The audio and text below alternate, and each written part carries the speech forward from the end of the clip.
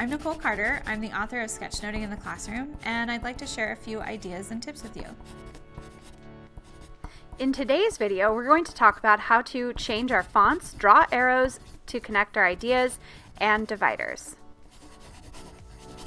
The next thing we are thinking about is our handwriting. And obviously for using our own handwriting, changing the style allows us to really emphasize ideas.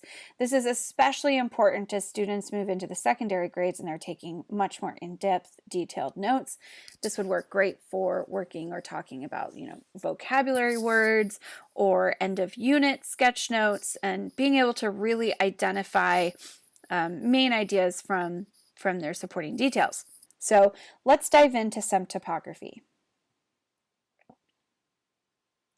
Some of the first things we need to think about when we stare at something, whether it's a poster, usually when I'm doing this in a class, I'll point out posters around the room, anchor charts around the room. But in this case, we can take a look at this example of a newspaper. I know that the title of this fake newspaper is called The Metro, and I know that because it has a different font than anything else. It's nice and big. It's at the top of the page.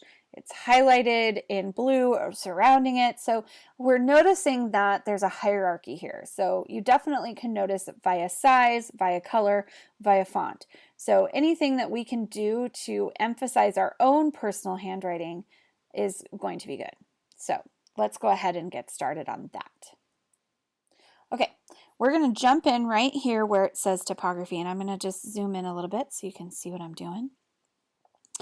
And you're going to just go ahead and write the word hello in your normal handwriting. So we're just going to do different variations of the word hello just to get us going and thinking about our handwriting. The first and easiest thing that you can do is to write all in caps. That is a great way to show something as bigger or more important. Another option to think about, especially in terms of thinking all caps, you can also make more of an effort to do like a tall, skinny option. I think I'd have an easier time with that than like a short, wide option. I have to really, really think about this one.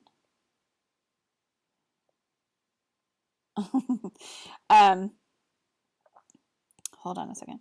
I kind of want to move that because I'm in this area. I just want to do that. There we go. Because I'm getting into that divider section over to the side there, and I want to use that for something else. So short and wide, skinny and tall, all caps, all of those really work well. Now we're going to do one that's typically called, let's just focus on this. So write the word hello. And this one's a good one for kids, especially if they haven't really grasped the idea of like bubble letters or block letters. To make it bold, we're just going to go over it a couple more times. And you can do this as like scratchy as you want to, or we're just going over it. So the first thing that does obviously is make it a little bit more bold. We could go back over it if we don't like it being scratchy and kind of fill in any of the spots where the background is showing through, and now we've kind of almost created like a block letter. Regardless, either way creates more of a bold line. Another idea is to do the Kinder font. All you're going to do here is that when you write the word hello, you're going to put a little bubble on the ends of your letters. Now you can't really add a bubble on the end of the O, but if you wanted to give it a little tail, you could give it a bubble there, a dot if you want to say that. Another option is instead of a dot to do a little line. This is going to give you a serif font. Another one, this one's called Fancy, and I know in a little part coming up in the video, I have these both. I have the Kinder labeled as Fancy as well as this one, and this one is Kinder. So I apologize that I made that mistake. But when we do the Fancy font, you're going to be kind of creating rectangle shapes or added weight on one side of your letter. For the O's and the E's, those are slightly different because you're going to create that and then give your rectangle afterwards, after the fact. There's an L. You can choose to add the little tail on or not. An O is like an E. You're going to add that rectangle later. You can leave these open. You can color these in, shade these in. I like to shade them in a little bit. So that's called fancy. Another option is cursive. A lot of our students don't really know cursive that much anymore. If you know cursive, you can go ahead and give it a shot. I have to practice mine. My 5th grade teacher told me I didn't have to write in cursive anymore, and I full stopped. Here is an option too. A lot of people like to talk about this if they are in the bullet journaling community. This is like faux calligraphy.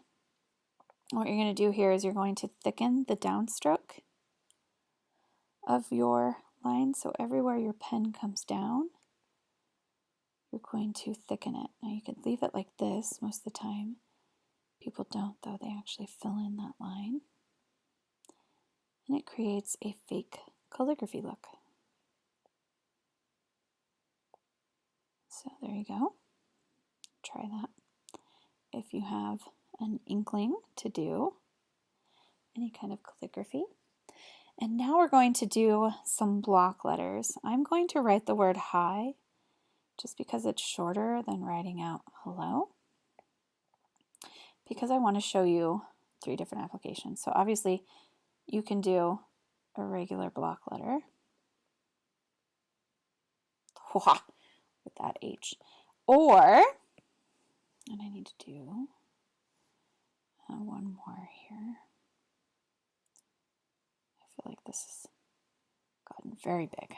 Okay, so one option you can do is you can do table legs like we did before previously. I like to call them table legs. They look like table legs to me, like I'm trying to make a table. So I've added these into these specific corners, and basically what that's going to allow me to do, what that's going to allow me to do is to, oops, I forgot one there, is make a 3D effect. Not really a fan of adding it onto the O's, but there you go, for the dots here.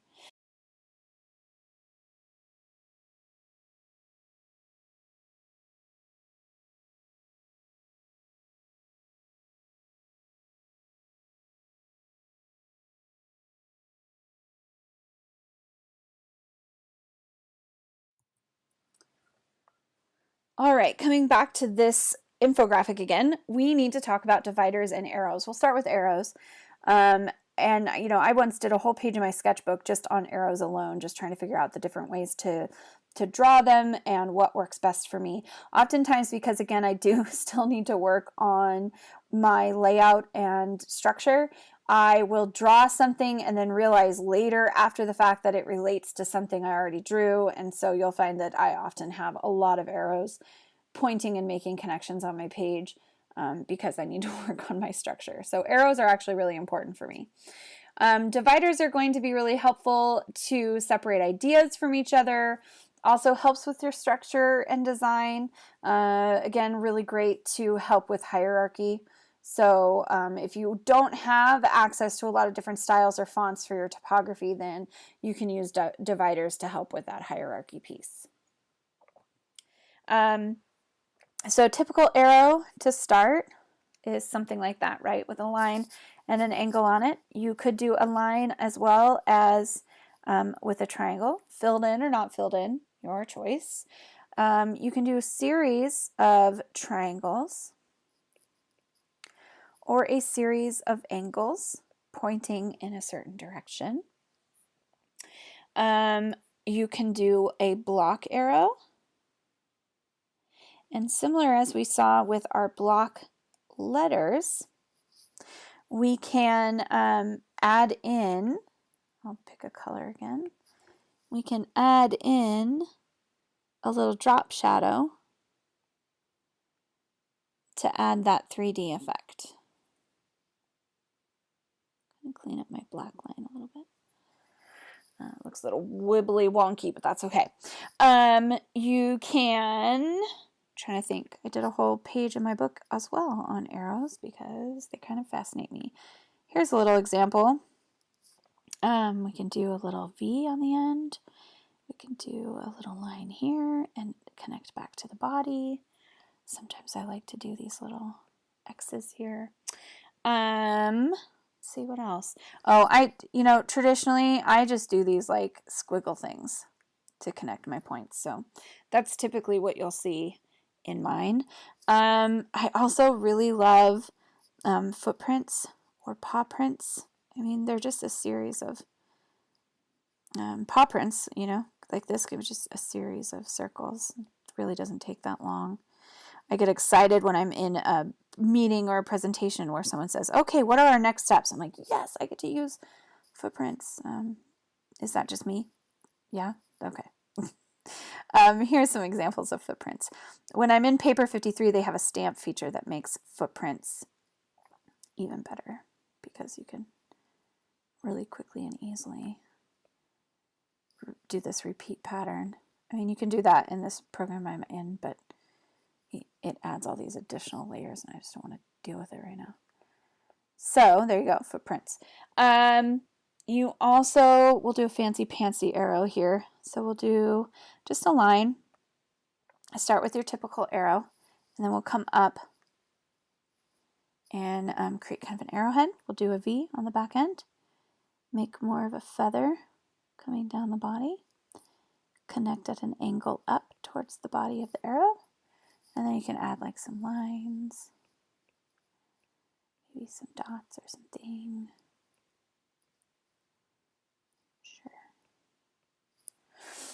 Sure. So that's a fancier arrow. All right, so I think that works. That's quite a bit. It's good. Okay. So I'm going to ask you to turn your paper to the side here, and you'll see that my divider is wanting to go straight through this high. So I'm going to kind of shrink it down and move it. There we go. So just ignore that part. Okay. So dividers are great for dividing titles, dividing vocabs from their definition, to help add that structure in, like I think I've told already. So what we're going to do is just talk about a few of them. So, I mean, I've seen quite a few teachers use something like that. I personally love to do a line that's separated in the center by some sort of shape, circle, triangle, square, doesn't really matter. I, of course, love these kind of wibbly wobbly. I use those for my arrows, like I said. It obviously can be like, I found a line or even a double line can be pretty effective, or even a double line with those shapes, like I said before. I've seen, dots or some sort of pattern work, right? I love like repeating shapes will work. The kids seem to love kind of like a scallop pattern of some sort. So there's all sorts of options in terms of dividers. And now on to our very, very last section, containers and banners. All right, we're going to stop it there. Thank you so much for joining me. And don't forget, you can find my book on Amazon.